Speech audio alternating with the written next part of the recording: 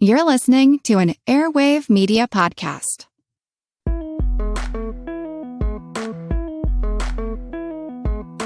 This creativity and this idea that I could maybe use creativity for good really stuck with me. Hi, everyone. I'm Amy Devers, and this is Clever. Today, I'm talking to Ashleigh Axios. She's an international speaker, strategic creative, and an advocate for design's ability to break barriers and create positive social change. She does all this as the Chief Experience Officer and an owner of Coforma, a digital consultancy and design firm that crafts creative solutions and builds technology products that help bring about equity and improve lives across a wide range of communities. Prior to her role at Coforma, Ashleigh was at Automatic, a technology company with a mission to democratize publishing and commerce, where she formed and led the in-house creative agency for marketing, communications, and brand identities. And before that, she served as the creative director and a digital strategist for the Obama White House, bridging 2 presidential terms in the Office of Digital Strategy. She's also a former chair of the board for AIGA, the Professional Association for Graphic Design, and a past president of AIGA Washington, D.C. chapter, where she formed .gov Design, an initiative connecting and empowering government designers. Right now, she's using her skills and superpowers to design systemic pathways to help those suffering with long COVID. It's both fascinating and meaningful work. Here's Ashleigh.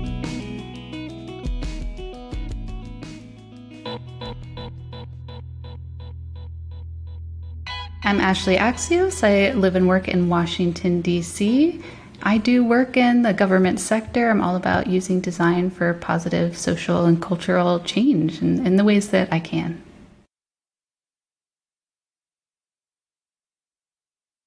Before we get into all of that, I like to go back to the formative years. Can you tell me about your childhood? I was born in Northern Virginia, have an older brother, and it wasn't too long before my parents got divorced. We moved up, my mom, my brother, and I, to New Jersey to move in with my grandmother. It was a nice kind of combination, suddenly being immersed in my grandmother's world. Her and my grandfather had kind of made their way and earned money and had developed this fine sense of taste, but we were still very much finding our own way as a family. And my mom was kind of going back to school and figuring out next steps for her career and getting resituated. So I found myself having a lot of time alone, but surrounded by both fine things and kind of emerging spaces. And it kind of went into my creative headspace a whole lot between dancing and singing and making art. I entertained myself a good portion of the time and just found the world fascinating and interesting. I used to actually walk around and sell the little things that I made to the neighbors just to kind of make friends and connections. But my grandma's neighbors were men and women her own age, and they were really kind to buy my handmade earrings. And, I'm sure they did not need any of that stuff. It was a neat little creative world. I was kind of a latchkey kid too, part of that time too. So head back from school, enter my grandma's house, but I'd also spend time with her next door neighbor, Mrs. Skelton, talking about like her life and journey. And I think she was in her 70s or something like that at the time. So I had a lot more flexibility and kind of meandering and wandering than I think a lot of kids did in that kind of decade.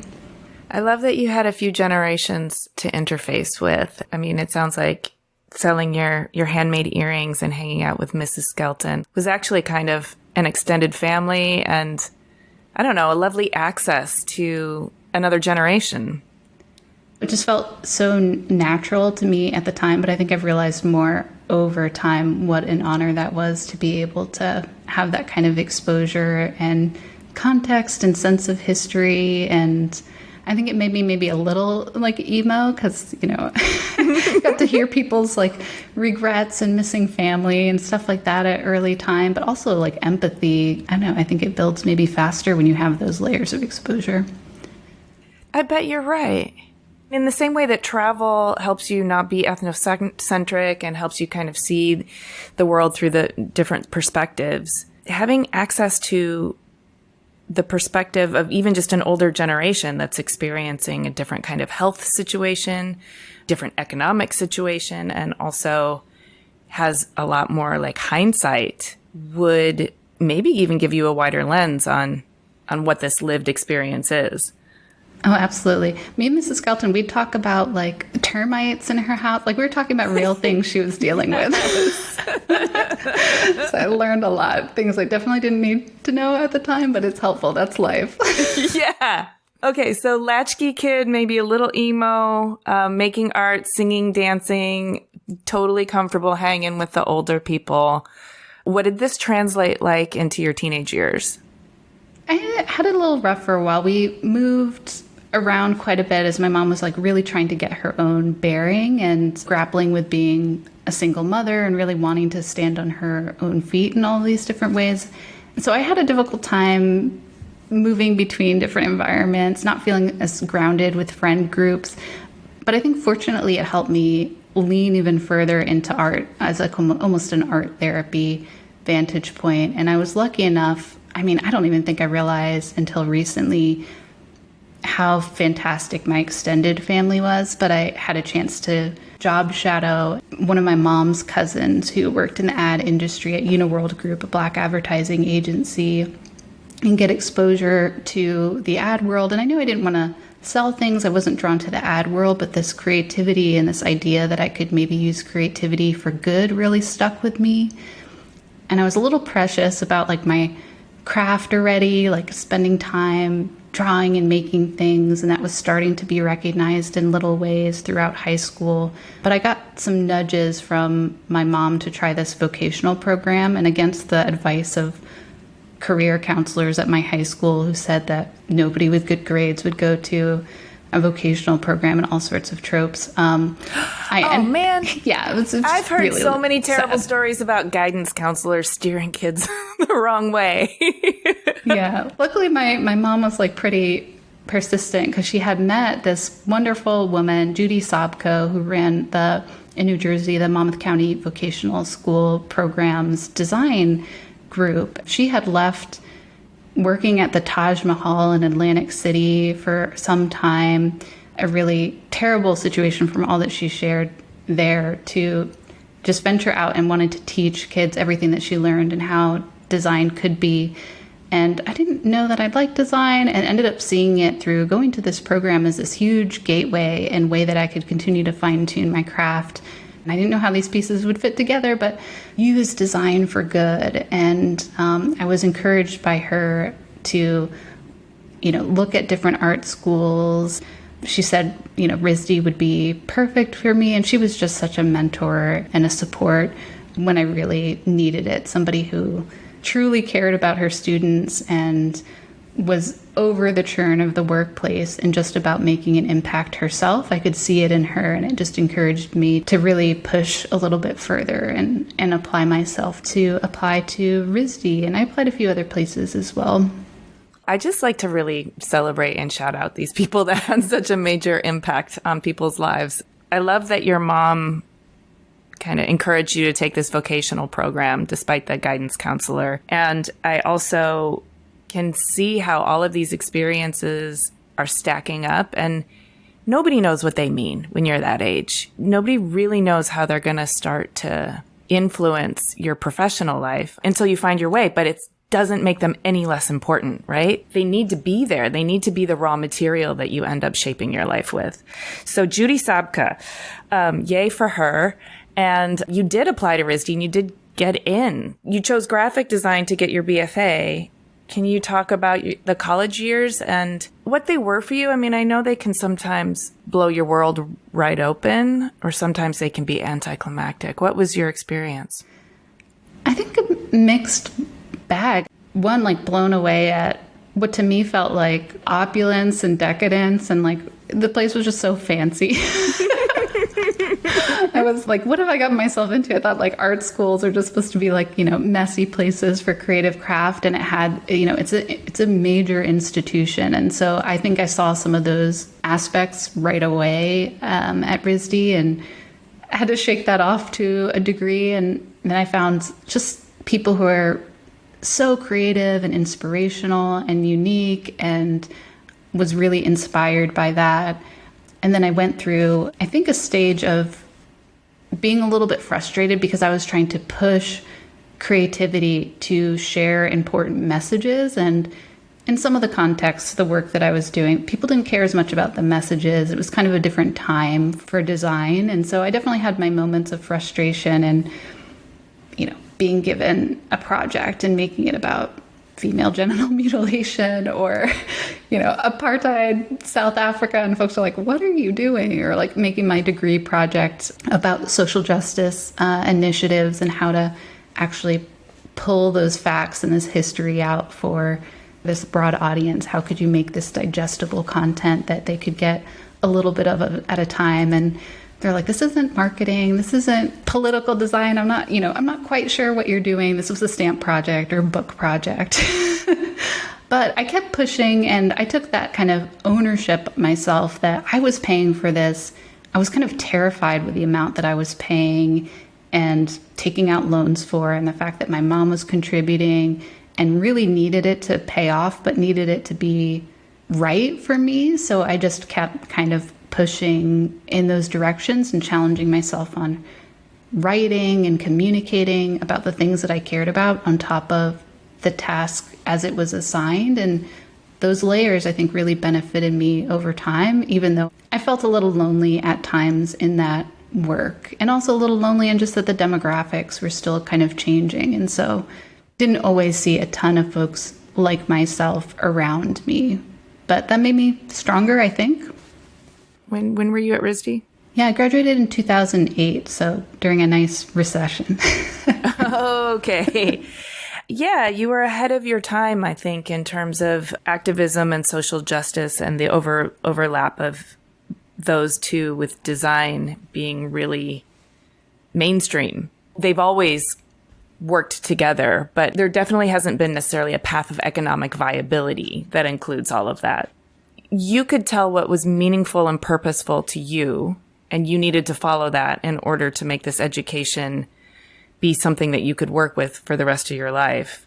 But the messaging around you was also like, here's how you use creativity to make a living. And it wasn't those things. Yeah, just kind of like pulling together these pieces that felt really separate. I would find my community or like a respite by going to the Office of Multicultural Affairs and like just talking about poetry and the Black diaspora and being able to like go, like a big sigh of relief, and then, go back kind of into, this is dramatic phrasing, right? But almost like back into the fight a little bit with like my work in the studio and like, having those conversations. But I think in a way that prepared me for some of, not that it should be this way, but for some of the working world in a way that schools should to some degree, should be more of a conversation. And I still got a ton out of it. And I'm so refreshed to see how many students now, just from the conversations I'm having, are passionate about some of the same things, and how much the conversations and education, like I feel like everybody's now read Teaching to Transgress and starting to really like shift the dynamics much more significantly. So that also brings me a lot of hope so many years later. Well, I think that's true, but I also think that you may have been instrumental. You being the type of person you were at the time that you were there, you may have laid some groundwork. I talked with a grad student who's at RISD now about this, but there's a certain amount of assimilation that's necessary and a certain amount of challenge. And I don't know that I've always gotten that balance right. And so I think about that dynamic pretty consistently, but it's not all on any one person. But if I did any little part to help move it forward, I would be, grateful and thankful to have done so. Let's move into your professional career, because that's not the only time you went to some place that was opulent and fancy and, got down to brass tacks and started to do the messy work of strategizing.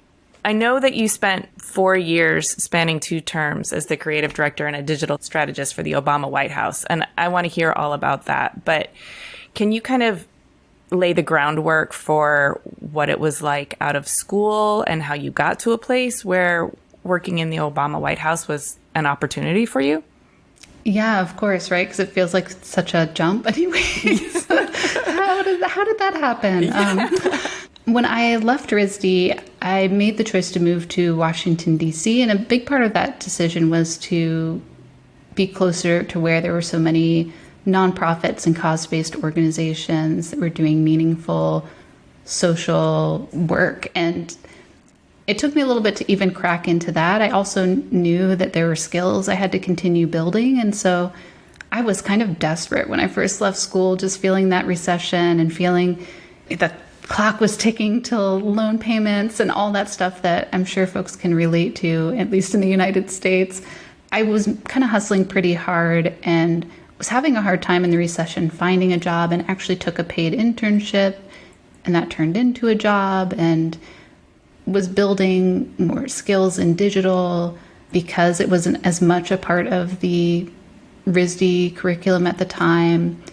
Then intentionally built some skills with like client management and relationship, working in a small design studio, and wanted to go into some more interactive messaging, and found an opportunity to work at a company that did museum interactive pieces and educational institution pieces, and worked on part of the permanent exhibits for the Henry Ford Museum and the Museum of Tolerance, and really got to grab attention of folks who are passing by and think about touchscreens and interactivity to a different degree. And so it probably, felt like I was drifting all over the place, but I was building these skills over time and hoping at the time to find the right kind of nonprofit or something like that. I didn't have one issue that I was passionate about. There are so many issues I was passionate about. So I was trying to figure out what that would look like, but just hoping for the right nonprofit job. And I finally got a job in the National Wildlife Federation. And I also started serving on the board of directors for AIGA Washington, D.C., the Professional Association for Design, the D.C. chapter. And I ended up meeting the creative director at the time, Kodiak Star, for the Obama White House at a happy hour, and just chatting with him.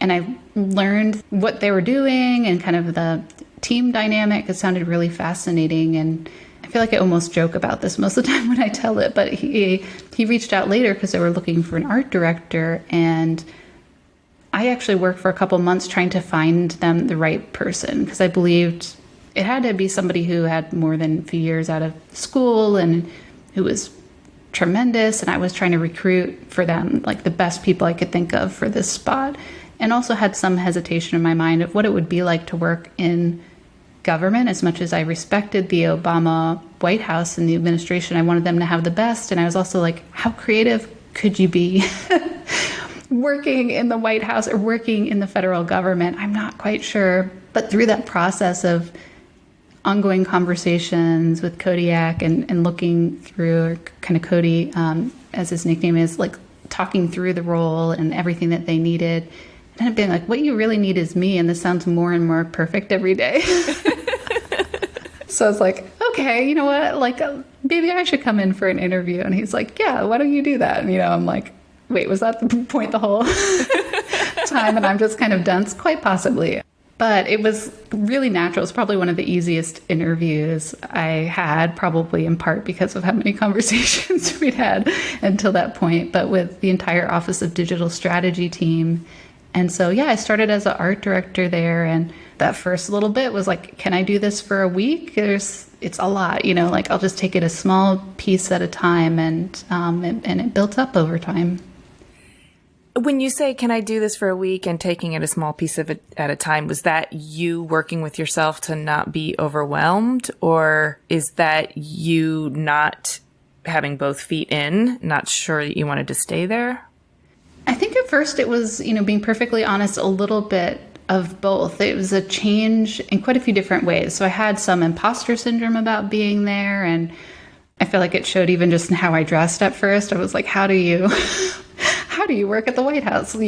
There's no manual for this. But then also, like, it took me a little bit to figure out how my values really were going to align in my work moving forward. And when I first joined, the best looking stuff, as much as I wanted to do work that was meaningful and impactful, was also a driver. And I think part of that was instilled through my design education. And so I had this feeling sometimes like, oh, this work could be better. I'm not as proud as some of the stuff that we put out. But some of that stuff we put out was making a huge impact, was making sure that people were getting healthcare and was helping people immigrate to the US safely and like doing these incredible things. And so it took me a little bit of time to really find my footing in what really mattered most, and that sometimes the visual aesthetics were going to suffer because in the time that you have to do the most impactful work, the balance was just a little bit different on a faster delivery or taking the time to craft out a more robust message collaboratively with the team. And there are just trade-offs that had to happen. I like to think our standards also improved over time, but it was an uphill battle on some of that. So that was part of it. Well, I mean, that's the bigger framework of design, right? Is taking everything into account and then designing to optimize for the greater good. And sometimes, the trade-offs, they come into that. But it also sounds like you, as a young professional, were kind of balancing what you had called earlier, like you'd already gotten a little precious about your craft when you were a child, plus the challenge of the right balance of assimilation and challenging. Yeah, absolutely. It sounds like all of that was coming together in a total swirl of activity.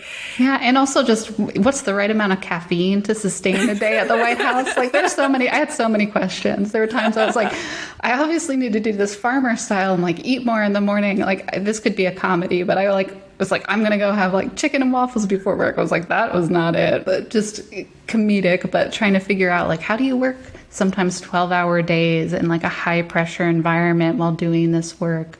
What do I need to follow up on? How do I keep myself there physically, mentally in a consistent manner? There were lots of pieces of it that just took some time to feel out. So it was very layered.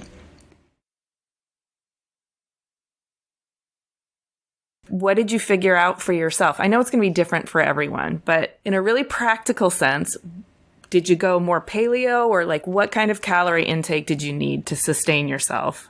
I know for me, carbs are a nightmare. So for me, it's like all about being able to kind of snack, because I wasn't going to have necessarily the most like consistent meal schedule. So that made things much better, and just eating a little bit more frequently and keeping my energy, because I could also just get so pulled into the project that a lot of time passed. So having it near made a ton of sense, and having consistent amount of kind of coffee around, but cutting myself off. And we even adopted, it's like life imitating art situation, but we'd be like, you know what, some of these meetings, it's just 2 of us or 3 of us, could be a walk and talk. So we do loops around the executive office building just to be able to move a little bit more and release some of that energy in a different way, and not just kind of have it build up at my shoulders, increasingly rising towards my ears. Yes. Okay. That's really smart. I like that. Helps me understand and see the picture a little better. Thank you for that. Can we also zoom out? So you're in the White House and you're working on digital strategy. What are you seeing from that vantage point? Yeah, I mean, it's such an interesting time. I started in early 2012, and this is U.S. Digital Service, pre-18F, pre-Presidential Innovation Fellows. And we're just on the cusp of this little startup in the heart of the Obama White House, is the Office of Digital Strategy, to say things can happen differently. We can make the web accessible. We can promote transparency and openness. We're on the first open source platform for the website.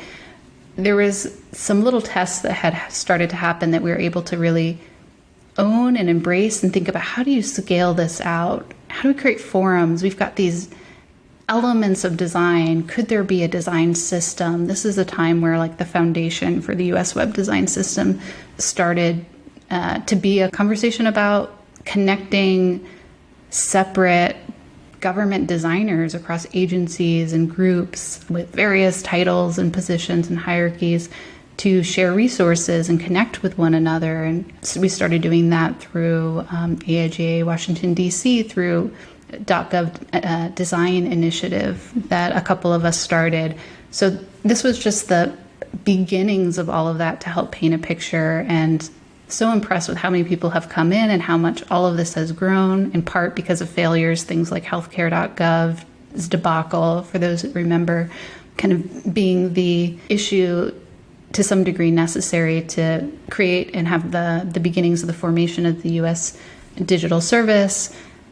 And other things, Macon Phillips was the first director of the Office of Digital Strategy, having conversations and helping lend his insight to making the Presidential Innovation Fellows. It was for both kind of inspiration and a little bit of the lessons and the failures and the learnings, kind of the real beginning of a lot of the foundation we're seeing in the U.S. federal government, at least today. And I know that's inspired a lot in Canada and has helped set a precedent in other nations as well.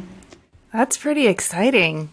I can remember back to that time as being a real cusp, because before that, the government wasn't known for social media or for being very digitally accessible. The websites were almost impenetrable. The information was dense.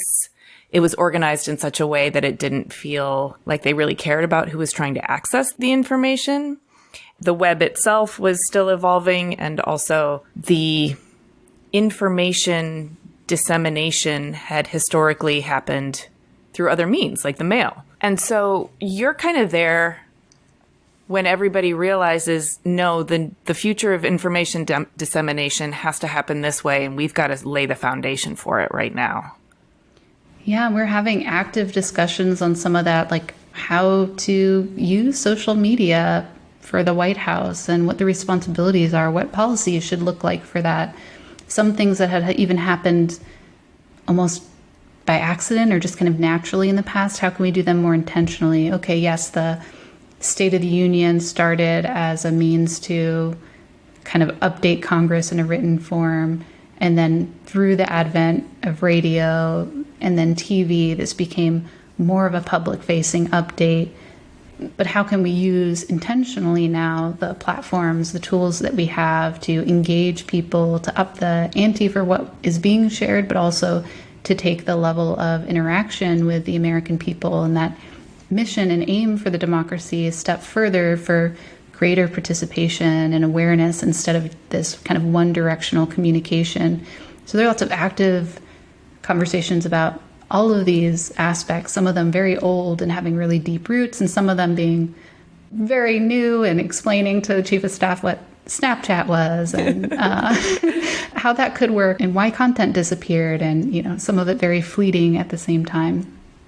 Did you feel valued as a young person, in part because of your digital savviness?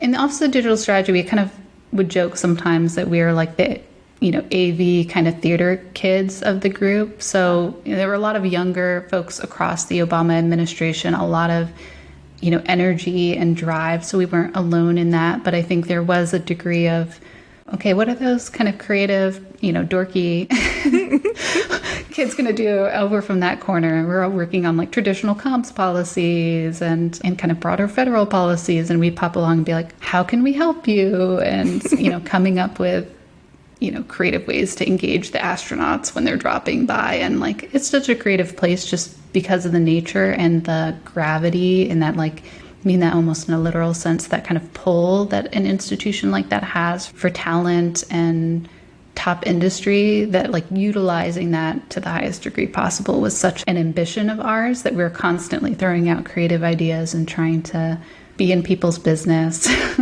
And did you find in general a sort of good-natured gameness to go along with it? Or did you have a lot of resistance that you had to overcome? It shifted over time. I think there was a great appreciation because of the kind of Obama campaign for the role of social media and design and clear communications and some new ways that had some, even translating to the federal government, although it felt like it needed to be much smaller, had some kind of respect and a little bit more of a gravitas than it probably would have in any other time. But we were still kind of the newer kids, the newer department. We were brand new. These other departments had been around for a long time, even if they had different leadership or different structures to them in that administration.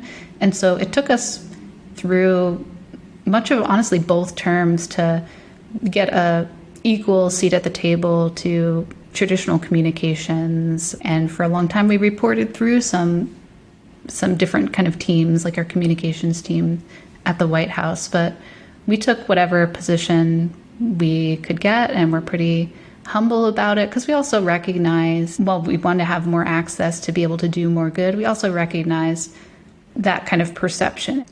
Like we had once Susan Rice walking into a room to talk to the chief of staff, right? Interrupting you for a moment. It's like, well, that's national security. So, I also just kind of know my place. I can, I can sit and I can wait and I can understand why there'll be some deference for some of the other departments and work that's happening.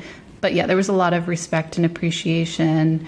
And I think increasingly, as we were starting to help amplify the policy and get people's interest in that work, and seeing us as a huge value add for getting the work done and for getting buy-in on the work, and not just in that marketing sense, but people's true understanding of the ways in which the policies they were developing are actually helping them, which is what they wanted to. So it's like, oh, okay, you're here for what I'm doing too. We can work together. We can be partners in this work. Yeah. You said not just in the marketing sense. It would seem intuitive to me that so much about the messaging and the communication is also measuring the impact and being able to share what's working and what isn't working in order to move needles. Yeah, there's a degree of that. And we had some thoughtful kind of partners who were able to also they're doing separate kind of focus grouping on terms, and really that kind of user research, qualitative research, especially in those early years, was so new to the government. It was like, yeah, you can listen to the American people, but through open channels and forums, from putting these events together from some traditional means, sitting down and actually interviewing, doing discovery, qualitative research, didn't feel like it was our place as a team. And so luckily we're able to break down some of that by kind of meeting with other groups who were able to and had that leeway to do focus groups and at least some other listening sessions along the way. But it was very much still budding in the federal government at the time. How would you say that whole chapter of your life shaped you personally? I mean, it sounds very foundational to me. Was it sort of like getting a master's degree in terms of being educational and helping you really fine tune and refine where and how you want to spend the rest of your career? Yeah, I think so. And it's also this moment where a lot of things I had been working on separately just kind of, for me, for the first time, clicked together really well. So while I had those struggles, it was finally like, I hadn't thought of politics or federal government. That's not why I moved to DC, but it was like, it makes sense. Like I couldn't choose an issue area, so that selection between nonprofits was always a little weird for me. And like, I'm actually getting to work on so many of these issues that are important, and they're being elevated to this level because they are critically important. So yeah, that was a hugely foundational, both a kind of seeing everything come together for the first time and also beginning to see where it could go a little bit more clearly instead of that meandering path. And it's still, step by step figuring it out, but it feels a lot more clear to me now. I had to take that step out into a space. There weren't a ton of people operating, and now I'm like, I've got it. I have a grown sense of how I can contribute, how I can do it at scale. And I've learned so much about working in the federal ecosystem that I'm absolutely still applying today with Coforma and using to help, I hope, draw other people to this like just truly incredible, impactful, fulfilling space to work. So you mentioned Coforma. I think this is a good time to start talking about that. Coforma is the digital services agency which you co-founded and serve as chief experience officer. And I know you had some work experience between the Obama White House and Coforma. So I'd love to know a little bit about what led you to start this agency. And then I'd also love the overview of what the agency is, what, the operation, what's the mission, who are you serving, and how does it all go down? I know that's a big question, but it's just your life. So walk me through it. Sure. Just hyper briefly, when I left the White House, I went to Automatic, which is a tech company, the folks behind WordPress.com and the WordPress Foundation and a number of other platforms. And one of the things I loved about that was I had gone from being on site at the White House, these long hours, to suddenly working remote first in this global team and environment. And I loved thinking about that context. I love being able to invest. I built up kind of marketing, the studio, the kind of marketing communications team for Automatic. And I spent some time there just figuring out how to build remote teams and enable people to have the space and the priorities outside of work in addition to their passions inside of work. And so that plus kind of everything that I learned in the Obama White House, Eduardo and I have brought to Coforma, as you mentioned, our digital service firm. That's Eduardo Ortiz, your co-founder. Yeah, he's our chief executive officer. And we're really both came from the federal ecosystem. I mentioned U.S. Digital Service earlier. Eduardo had worked there with some overlap in the time that I was in the White House in the Office of Digital Strategy. And we both learned, I think, some similar lessons there, and just the appreciation for what it's like to be a public servant and the desire to support those who are doing that hard work from the inside, kind of leveraging agile and empowered positions, sometimes from the outside. I was in a appointee role in the White House, so I knew I was going to be leaving during the administration. U.S. Digital Service, Eduardo was able to work kind of into the next term a little bit, but saw some of that work get blocked by the administration and priorities change, and was, I think, frustrated by some of the important work, especially on topics like immigration, that was just going to lose traction despite some amazing beginnings and some groundwork that they'd started to lay. And so this idea of building up our own firm where we could partner with the folks inside government, but also leverage connections and experience outside of government to sometimes keep things moving when it stopped having that progress inside, was really, really appealing to us. And we're able to help our government clients at this point in places like Office of Personnel Management and Center for Medicaid, Medicare Services and Health and Human Services and Veterans Affairs themselves navigate bureaucracy and help figure out how to get funding for some of the projects they want to do, because we've had to work on some of those same types of issues inside of government.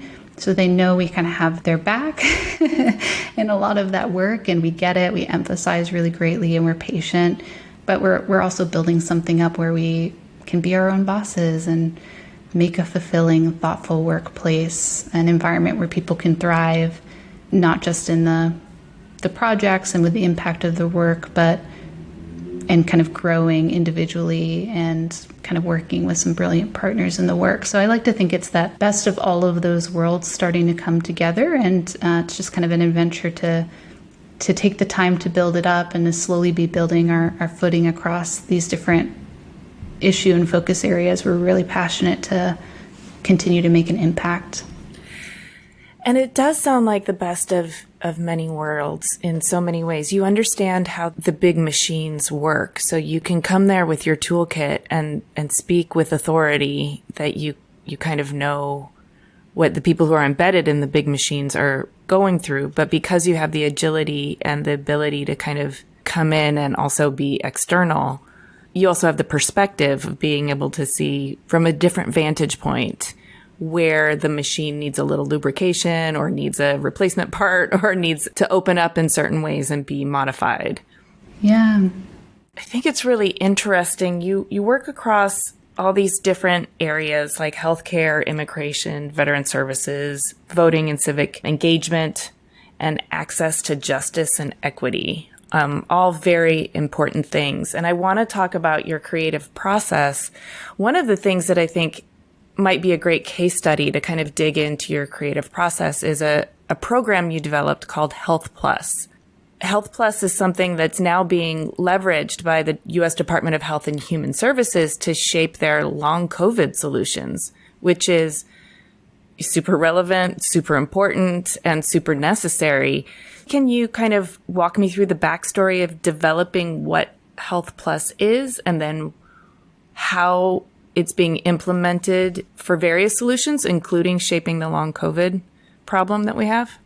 Yeah, absolutely. So I'm sure others will be able to relate to this too, but occasionally you have this ideal way of working and you get into contract negotiations, and some of those details end up being written out of the contract.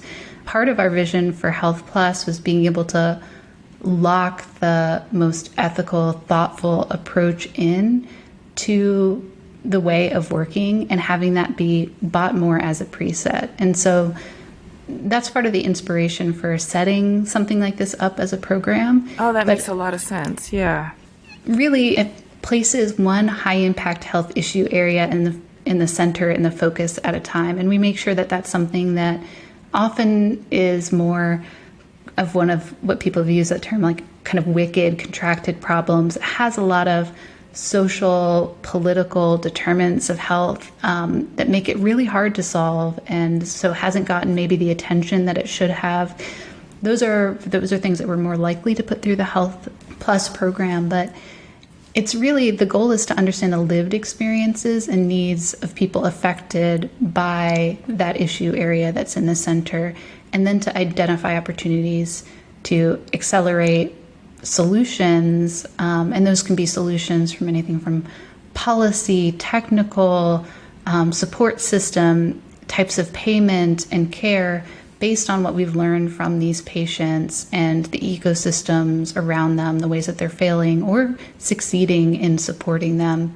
So this is, I think, hugely important because until this point, there hasn't been a ton of this kind of qualitative, patient-centered research within the government ecosystem. And we've been able to do quite a few cycles of Health Plus, looking at topics like sickle cell disease, which has a huge history of racism, all types of discrimination, and a lack of funding and research from the government and broader health institutions, and really dig into what the needs of the sickle cell disease community are. Topics like Lyme disease, which folks tend to be more familiar with acute Lyme disease, which is treated and then resolves itself. And there's a lot of debate and sometimes hostility about this concept of persistent or chronic Lyme disease that many people are suffering with. And now kind of long COVID, which also shares some characteristics with Lyme disease and being this chronic or kind of persistent health issue after somebody has experienced their acute kind of COVID-19 diagnosis in that experience and treatment.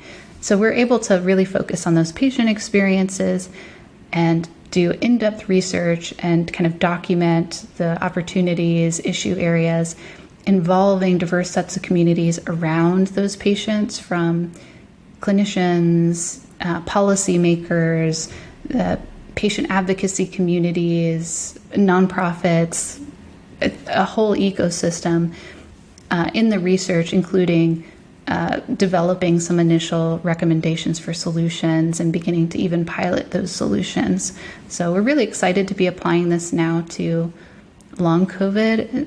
It's obviously so pressing, it hasn't been around that long. There's a lack of research in general on this topic, and it's something that so many people are suffering with today. And so selfishly for our team, it gives us, such hope and relief to be able to do our part to help make an impact and listen to these stories and amplify them so that we can see change. It's really rewarding work to do. Yeah, I don't think that's selfish at all. We find this stuff so rewarding because otherwise, you can just it's easy to get bogged down in the problems that we have. So it's refreshing to be able to be a part of a solution in a small way.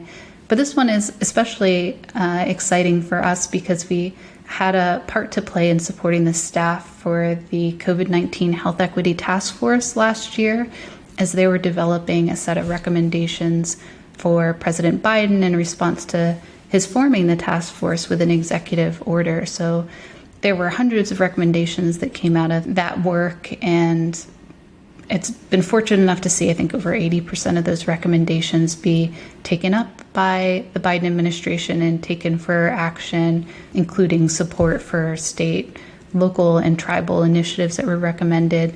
But this Health Plus long COVID work we're doing now actually in part indirectly came from that work that we did last year and further investment that was made towards HHS, towards understanding the experiences of those with long COVID. So it feels like a double relief to us to help put together some set of recommendations and help facilitate with some brilliant task force members and leaders discussions on the types of problems that COVID-19 was creating and like exacerbating inequities across the United States. And then to not just have it end with recommendations, but to be a part of follow-up work and in making those experiences even more real and generating solutions. So can we get like practical when you say, what is the follow-up work and what is making those solutions more real? Yeah, well, right now with Health Plus Long Code, we're in the process of synthesizing the research down. And so we've got draft journey maps of the long COVID experience and sense of the kind of archetypes and those struggles and opportunities that the community is facing. And we're still writing out the robust report, but we'll be engaging with many that we've spoken to throughout the research so far and validating those problem areas and then brainstorming the types of solutions that will make a difference. And already through our research, we've gotten, just people volunteering stuff that they know, payment methods, clear connection between COVID diagnosis and identification of the risk of, long COVID and awareness. But past cycles, just to give you even more concrete examples, since we don't have those just yet, we're kind of midstream. For Lyme disease, some of the solutions included folks came up with preventative wearables to prevent tick bites, as well as marketing communications materials to help people understand that having a tick bite, it's not just checking it once and getting one quick treatment. There are things they should be on the lookout for that might be a sign of chronic Lyme disease, as well as really in-depth policy changes to spaces like preventing the spread related to climate change as it's kind of increasing the tick-borne areas further north every single year, and creating greater awareness in cities where ticks hadn't been prominent before about their increased prominence, and to digital apps that would help those who had Lyme disease track their ailments and be better prepared to share those kind of journal entries and that data with their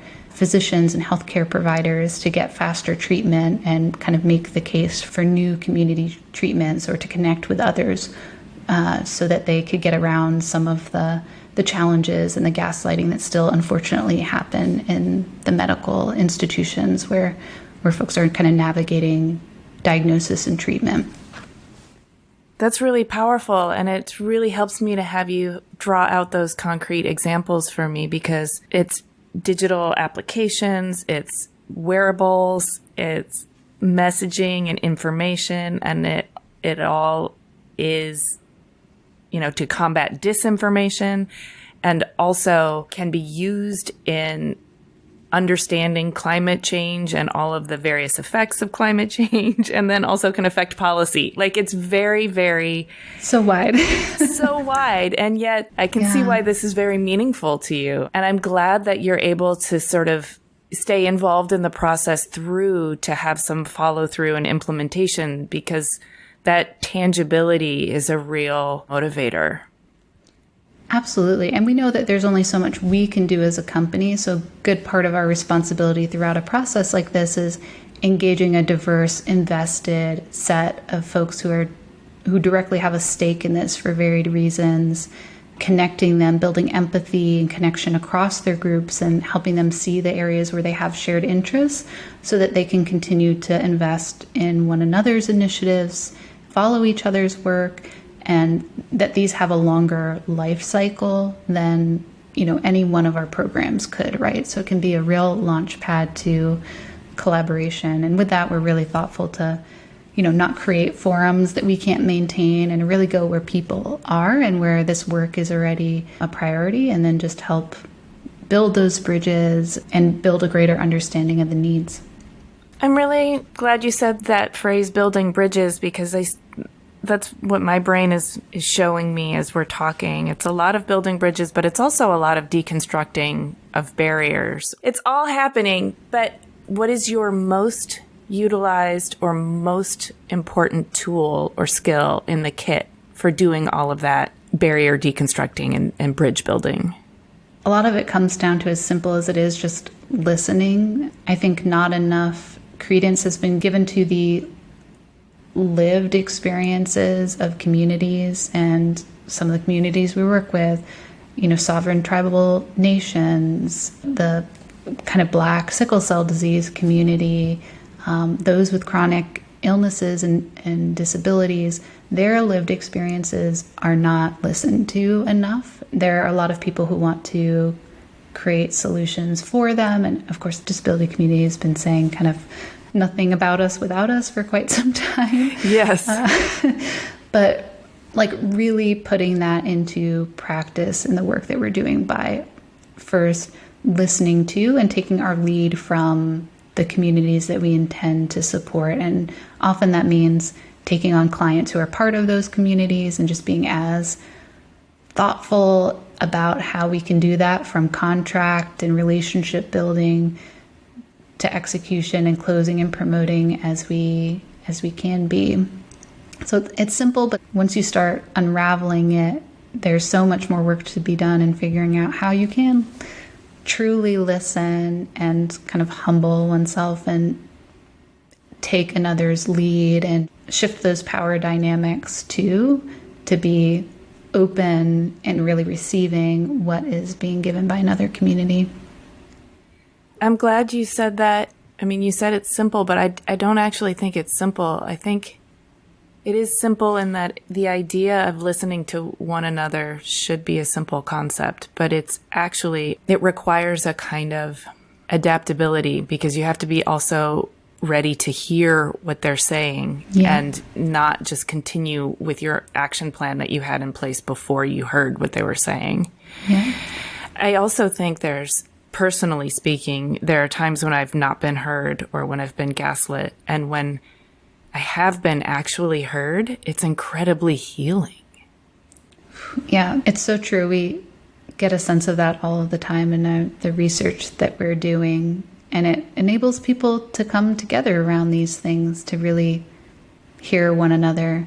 It takes unlearning, though, so much of what we think we already know, and I think that's well said, because it seems like a simple notion, but it is really kind of lifelong work and application. Do you use this listening in your personal life? Has it improved your own personal relationships? And then even deeper than that, do you listen to yourself as carefully as you listen to others?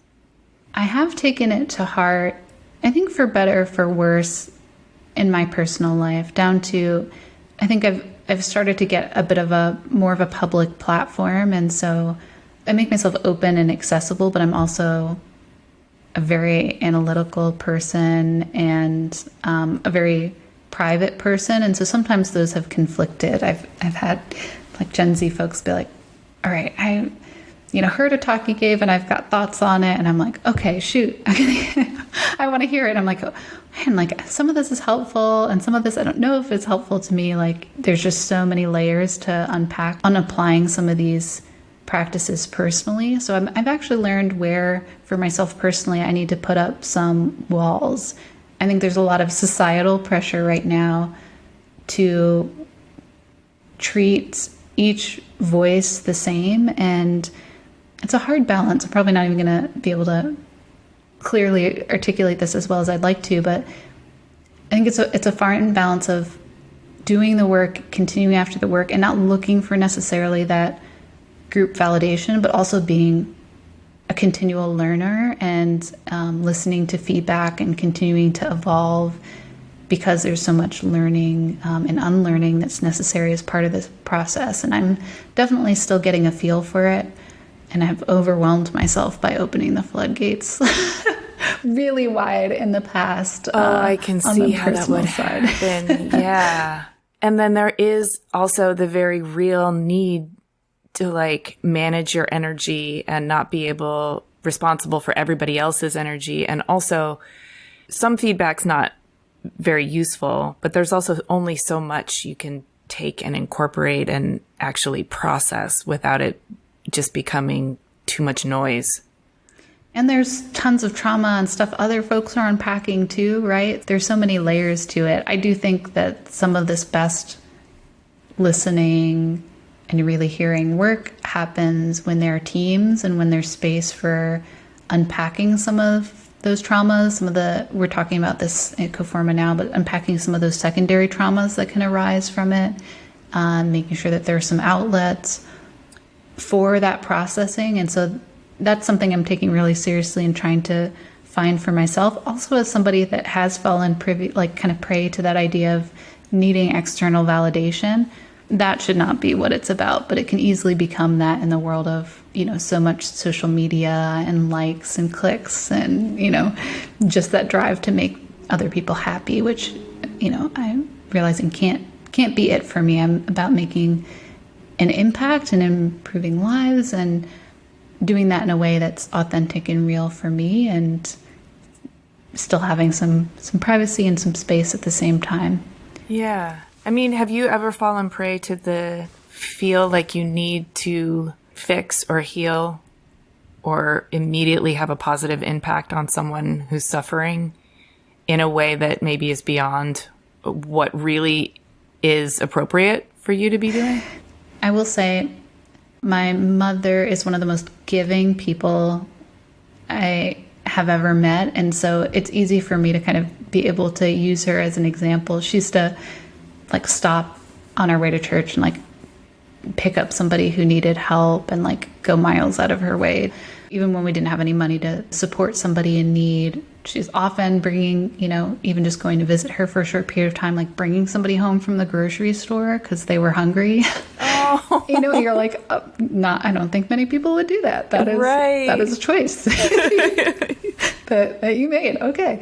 As generous as that is, I think I've learned a ton from her, positive in that spirit of generosity and giving that's clearly deeply embedded in who I am, but also learned some boundaries for myself and ways that sometimes those activities can deprioritize others in one's life that are important or can lead to some, I think, accidental trade-offs. So just being really intentional in what is a priority in any given moment and making the investments as thoughtful as possible. And give you a real literal tangible example, but my husband and I chose the last name Axios because it means weighted or kind of having kind of weighted value.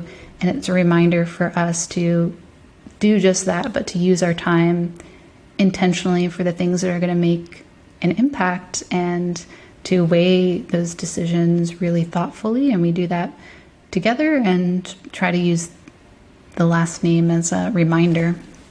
Well, even choosing your own last name is a really intentional act. For us, it came more naturally than perhaps folks would expect because he's also a designer by trade. And so we were thinking as we were getting ready to get married about our values and who we wanted to be. And it sort of naturally turned into a creative brief. Just you are made for each other. Yeah. We were trying to figure out, name stuff. And it feels like such a sometimes gendered choice. And we're unpacking some of those layers. And he had a name that was changed when his family came to the United States. And I had a very common generic last name prior. And I also had middle names, one for my mom, one for my dad. So I'm they're both represented. Yeah.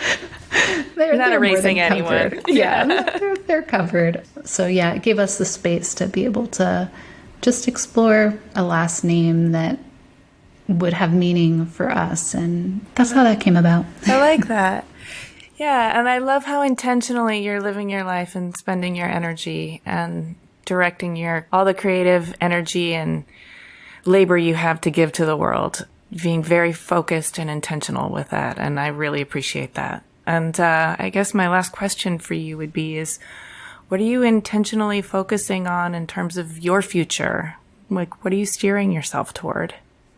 Well, I think especially in the United States, we can get focused on just our labor for economy, for enterprise, for all of that. So some things I'm working on totally on myself, totally separate from any of that, are exercising, fitness goals, kind of reading, and just from a variety of authors who inspire me across different disciplines and genres, and loving it, and just finding time for family, especially as this pandemic continues and there's so much happening in the world, just investing in the people around me who I love really deeply. So those aren't the big splashy things, but they're, I think, what has me really excited and feeling like I'm in a totally new evolution for myself, and owning the work, and then clearly owning those things that are not at all labor in this next phase of life.